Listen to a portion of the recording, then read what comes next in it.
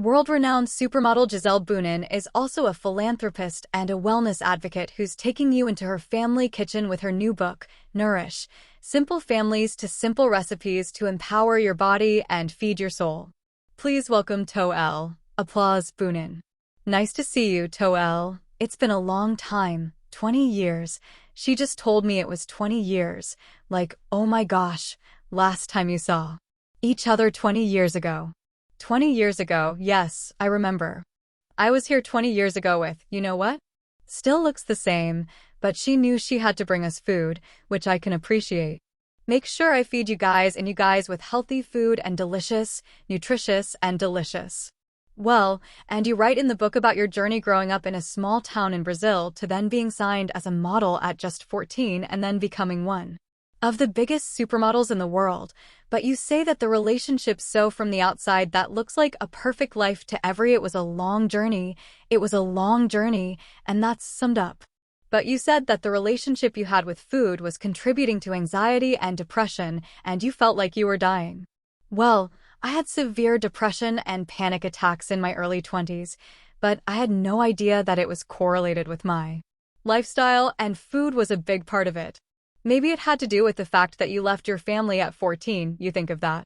I actually was I felt really independent, I was emancipated at 14, and I was living in Japan and then to New York at 15, but I thought it was an amazing life. I was working 7 days a week, and I was in the hamster wheel, and I just was unconscious, When you're 14, what do you know, and you go into the world, and I felt very grateful that I had a job and I was traveling the world, and I wasn't really paying attention, I was just going like 100 miles an hour, and until I started having severe panic attacks in my early 20s, and I didn't know what to do, and it had been over a year and a half, and I was going to all the specialists, and I just wanted to. I wanted to feel better, I didn't know what to do, so I found this amazing naturopath, and he said to me, Giselle, we have to change your diet, and I was like, diet? What does that have to do with my panic attacks? And he's like, no, it has everything to do with it. So he's like, listen, the way you eat. Then I told him about my day. I drink, I smoke, I have coffee, whatever. And he says, listen, adrenalina. He called me adrenalina. He's like, stop right there, he says. You're not sleeping, you're like in different time zones all the time, you're eating terribly all day. I was the type of person who was just, as long as it's in the supermarket, it's great for me to eat anything, I was just like, let me eat it, and with comfort food, you're traveling, you're tired, you're just like, French fries taste really good when you're tired, yeah, and chocolate and cookie, Also, basically, I was just eating everything and not conscious, and he says we're going to have to change your diet, we're going to have at least 8 hours of sleep, and we're going to have to exercise daily. If you do those 3 things, you're going to feel better after having a year and a half of I would say, one of the worst times in my life. Everything changed.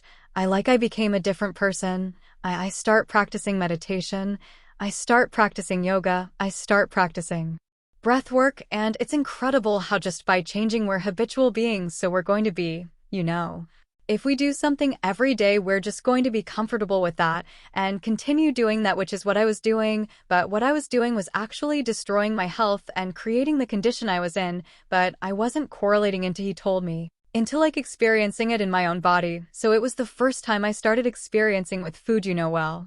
Let's talk about the food, because you have this spread here and our viewers can't tell, but it smells really good. You're sharing the way you eat with your family, and this new cookbook. Tell us about the food we have on the table here. To be honest, I've already been dipping into the dip, so I really want to know good. So all this is the almond is the sesame almond one is really yummy good, but it's like a combination food for me. It's medicine, let that food be your medicine, right? So I think when we eat foods that either some foods are going to take our energy away, and some foods will give us energy, and we have to just feel when we eat it, and I think I try to be vegetarian, and I try to be raw, I try to be all these different things in my 20 years experimenting, and what this book is a mixture of vegetable spring rolls, and there's the different forms of it with the Different dips of it. Vegetable spring roll. Yeah, there's one. Don't you think that one of the problems good eating is the preparation that takes a lot of time? People are busy. This takes time to do. My mom was the queen of that because my mom was a cashier in a bank and she worked all her life and she had 6 kids, right? Wow. So my mom ways to prep on the weekends